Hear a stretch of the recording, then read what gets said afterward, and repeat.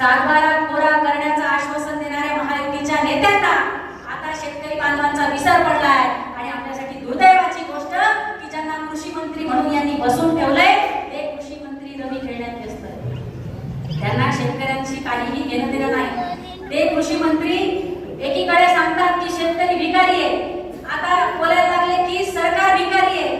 कधी काही वक्तव्य करतात तर कधी काही वक्तव्य करतात. बेताल प्रकारची वक्तव्य करण्यात माहीर असलेले हे कृषी मंत्री आता घरी जायच्या वाटेवर आहेत. आणि असं हे सरकार की ज्या सरकारमध्ये अवघ्या 8 महिन्यामध्ये आता जवळपास 8 मंत्री घरी जाण्याची वेळ आली आहे, अशा सरकारने म्हणजे अशा सरकारच्या मंत्र्यांनी या जनतेचा मतदारांचा अपमान करण्याचं काम लावलेलं आहे.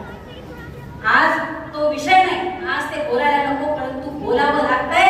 कारण आदरणीय माजी मुख्यमंत्री उद्धवजी ठाकरे साहेबांच्या सोबत या लोकांनी ज्या पद्धतीने वागणूक केली आणि ज्या पद्धतीने त्यांच्यावर बोट उचलण्याचं काम केलं, त्यांना त्या ठिकाणी प्रश्न विचारण्याचं काम केलं, तेव्हा आज आवर्जून हा विषय घेतला पाहिजे की त्यांची कारकीर्द पहा आणि तुमची कारकीर्द पहा काय आहे. आदरणीय उद्धव ठाकरे साहेबांची कारकीर्द जर आपण पाहिली तर शेतकरी बांधवांचं 10 लाखांपर्यंतचं कर्ज त्यांनी माफ केलंच, पण त्याचबरोबर आज जी 10 रुपयामध्ये शिवभोजन योजना आपण म्हणतो ते गोरगरिबांना 10 रुपयाची शिवभोजन योजना जर कोणाच्या काळात सुरू झाली असेल तर ती आदरणीय उद्धवजी ठाकरे साहेबांच्या काळात सुरू झाली.